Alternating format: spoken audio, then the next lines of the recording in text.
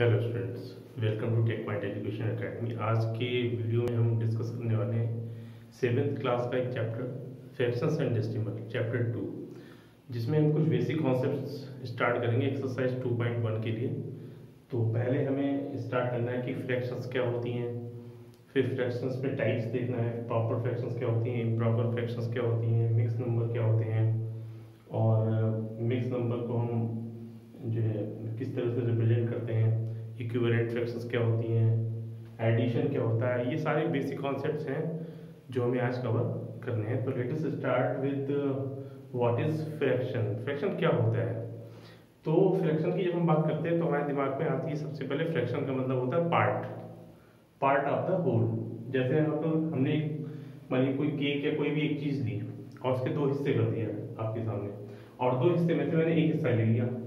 तो इसको रिप्रेजेंट कैसे करेंगे? हमारे पास दो चीजें थी और उनमें से मैंने एक चीज उठा ली, तो इसको हम बोलेंगे 1/2, मतलब 2 में से 1।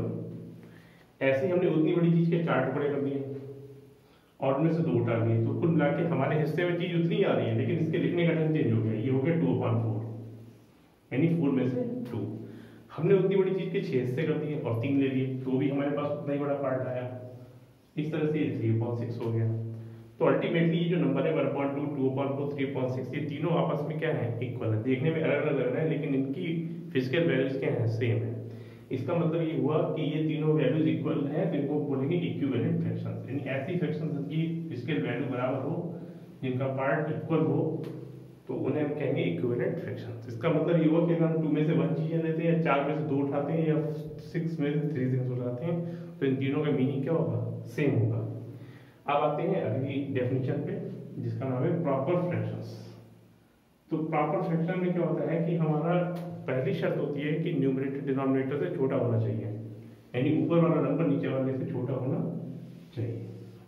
आपको मैं बता दूं कि जो फ्रैक्शन बनती है उसमें ऊपर वाला नंबर न्यूमरेटर कहलाता है और नीचे वाला नंबर डिनोमिनेटर कहलाता है। तो जिस फ्रैक्शन का न्यूमरेटर छोटा होता है, डिनोमिनेटर बड़ा होता है, उसे प्रॉपर फ्रैक्शन कहते हैं। अब इसका उल्टा सोचिए, अगर ऊपर वाला बड़ा हो जाए या बराबर हो जाए नीचे वाले से, तो ये फ्रैक्शन या तो 1 हो जाएगी, इक्वल हो गए न्यूमरेटर डिनोमिनेटर, जैसे 4/4 आ गया, तो इसमें क्या पढ़ेंगे? 4 बन जा 4, 4 बन जा 4, 1/1 पढ़ेंगे। या तो ये 1 बन जाएगा, और अगर बड़ा हो गया जैसे 5/4 हो गया, तो ये इम्प्रॉपर फ्रैक्शन ही कहलाएगा। जैसे यहाँ लिए 15/7, 15 को 7 से डिवाइड किया, 7 2 14 और 1 बच गया, तो 2 ये जो गया है क्वोशिएंट में, ये क्वोशिएंट वाला 2 तो यहाँ आ गया, ये 1 रिमाइंडर वाला यहाँ आ गया, और अपॉन 7 ये डिवीजर हो गया हमारा। तो इस फॉर्म में जब किसी भी इम्प्रॉपर फ्रैक्शन को रिप्रेजेंट करते हैं तो उसको मिक्स नंबर कहते हैं। और मिक्स नंबर क्यों कहते हैं? क्योंकि इसमें एक होल नंबर है, बाकी एक प्रॉपर फ्रैक्शन है। It is a combination of whole number and proper fraction. तो आप हमेशा याद रखिए कि मिक्स नंबर क्या होता है?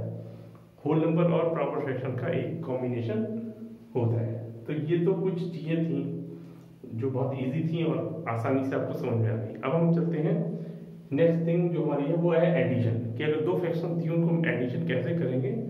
तो मैंने क्वेश्चन पुट अप किया है यहाँ पे, 2 होल 2/3 प्लस 3 और 1/2। हमें ये दो फ्रैक्शंस क्या है?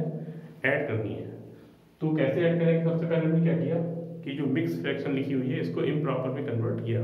तो इम्प्रॉपर में कन्वर्ट करने का तरीका आप समझ लीजिए। ये हमारा 2 होल 2/3 है, 2 होल 2/3। अब इसको हमने क्या किया कि पहले 2 और 3 की मल्टीप्लाई की, ये वाला 2 और ये वाला 3, इन दोनों की हमने क्या कर दी? मल्टीप्लाई। तो 2 3 या कितना हुआ? 6। अब ये ऊपर वाला जो 2 है वो उसमें ऐड कर दिया, तो कितना हो गया? 8 हो गया। इस तरह से 8/3 है। सिमिलरली ये वाला जो है 3 2 6, और 1 ऐड कर दीजिए ऊपर वाला, तो कितना आ गया? 7। इस तरह से 7/2 हो गया। तो इस तरह से हमने क्या किया? एक मिक्स फ्रैक्शन को इम्प्रॉपर में कन्वर्ट कर दिया।